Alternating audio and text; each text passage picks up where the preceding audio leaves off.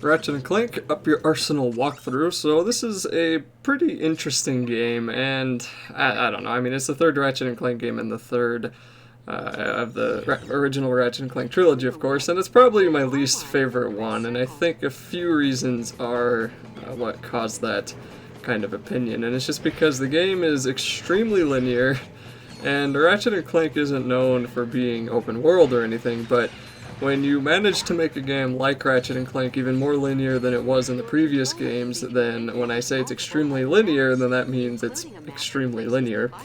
And a lot of it just felt worse made. I mean, the story is really good, and the final boss is awesome. Like, I loved the final boss in this game, but everything else was just, like, the levels didn't feel as perfect. The enemies are kind of the same way in the second game. There's a lot of different kinds, but they pretty much attack you the same, and they also do a ton of damage, which really means that all that nanotech that you have right from the start doesn't mean a whole lot, and it's not going to mean a whole lot until you beat the game.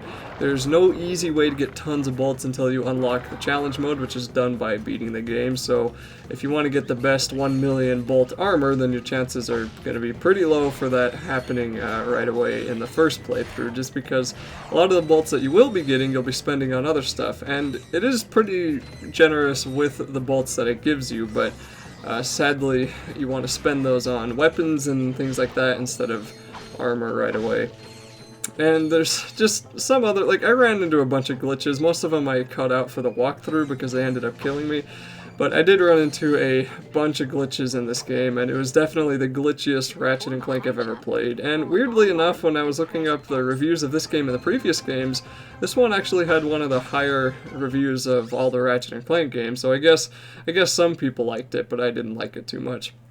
Now, your health has, they got rid of those nanotech kind of bars that we had in the first two games, and now it's just a plain old health bar with a number that says 1 or 11 out of 11 or 12 out of 12, and as you level up, which you can see that experience meter beneath your health, once you level up you get 1 more nanotech. You can level up I think 90 times because the max nanotech you can have is 100, and as I said before, unless you have the best armor, that's not going to do a whole lot of good, because there are enemies near the end of the game that even with the second best armor will do 44 damage to you. And there was these weird frog guys that fired at me, and I had 94 health, and then he shoots me once and I have 40 something health. And I was just like, seriously? And then my shock of taking that much damage with that much health made me not pay attention. He shot me again, and I died. Now, the quality of this game may be a little bit worse than it probably should be, and that's just because I'm using a new capture card to record this. And that's because my last capture card, I used to use the black magic capture cards, and with every upcoming processor, with every upcoming program update for the black magic cards, they just seem to get less and less stable. So I don't know what Blackmagic is doing, but they just don't seem to work. So I'm using this for now, and the conveniences of this current capture card, which is by AverMedia, is probably worth the slight decrease in quality that's going to come with this kind of capture card. And I'm kind of going to blame the component cables more than anything when it comes to recording, because you can only record the PlayStation 3 with component cables. You can't use HDMI to record the PlayStation 3. But anyway, that's probably a talk for a different video. So another interesting thing is you can get these kind of boosts, and there's two kinds. There's this Infernal Clinic, which gives you pretty much, it's like a superstar for Clank, and you get pretty much insta-kills with your ratchets or with your wrenches, and you also can't take any damage, and you get to do a ton of damage to other people for a short amount of time. The other upgrade, or the other boost, is going to be double experience and double bolts, which will come around every now and then, and that can be a pretty good way to collect bolts pretty quickly, but I don't know, I mean, that doesn't really... It seems to be they give you these power-ups when you've already defeated every enemy or when you can't collect any bolts to begin with, so I haven't actually found them to be too useful.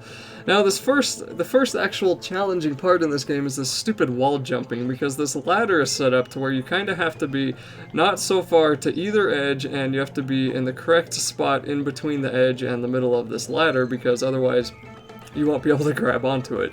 So as you see, it's taken me about 3 tries to finally grab onto the ladder here, and then you can finally just jump all the way up on top. And I'm trying to take a look behind me to see if there's anything there. I don't think there is anything important behind there. And then I'm just gonna be coming around here, doing my best not to get killed, even though I'm pretty close right now. Now, a lot of the weapons are actually pretty cool, but like the previous Ratchet and Clank games, I'm pretty much going to be using the same ones throughout, and that's going to include the ones that have rapid firing, so I think it's the equivalent to the Lancer. We're going to get another rocket. The whip is cool for a lot of enemies that are going to come up close to you and die in one hit. Otherwise, the whip is probably not the best. I mean, when it's level 5, it's pretty darn cool, but until it's level 5, it's not going to be the best that you'll have available. And then there's also the Shock Blaster, which is really good at the start, but becomes terrible near the end because it doesn't have nearly enough range to take out anybody, and if you do get close enough, you're going to have to shoot it 10 times, so even a level 5 shotgun is not going to do good against the enemies near the end. Now, unlike in the second Ratchet and Clank, when you level up, all of your health does not come back. Only part of it does. Now, part of it is actually a big boost, so it usually does help a lot, especially if you're low on health. And if you're just missing a little bit of health, leveling up can give you pretty much all of it back anyway, but for the most part, it's pretty good to keep an eye on your health, try your absolute best not to get hit, collect health whenever you see it, and just try to level up as much as you can. If you can hit 100 nanotech before you even beat the final boss, then that'll be a big help, because the final boss is actually rather challenging, even though there's a pretty easy way to take him out. Ratchet, we have company. Where? Behind you. Where? Behind you. Very funny. You having a good time? You trespass on sacred ground. Now you walk path of death. But, sir, Path of death.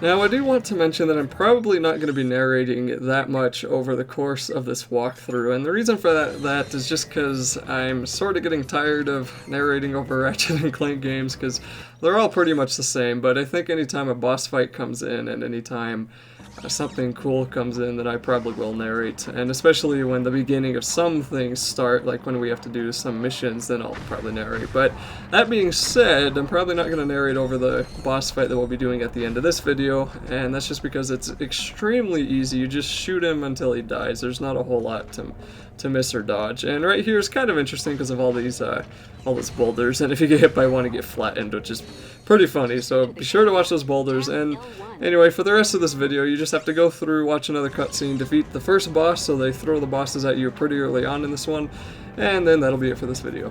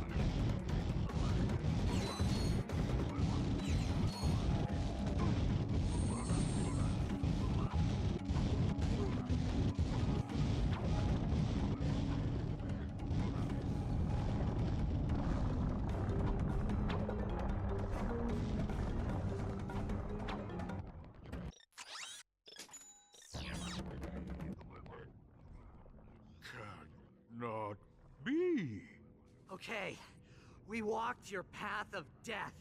Now, tell us what you know about Dr. Nefarious. Huh? Dr. Nefarious!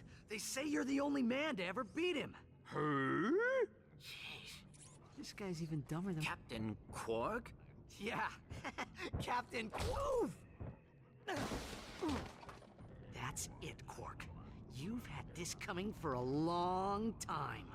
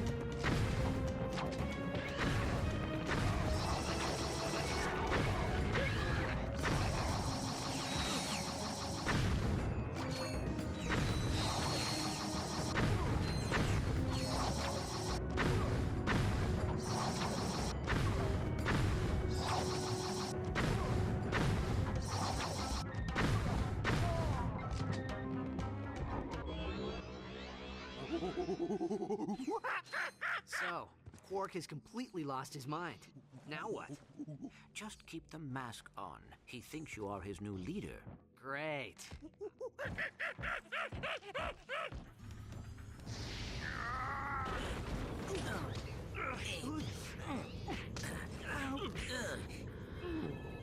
Incoming call. This is Captain Sasha of the Starship Phoenix. The President has asked me to assist you. Hi. I see you have located Captain Quark. Yeah, we got him, but, well, he thinks he's a monkey. Of course. Bring him to the Phoenix and we'll see what we can do. Sasha out.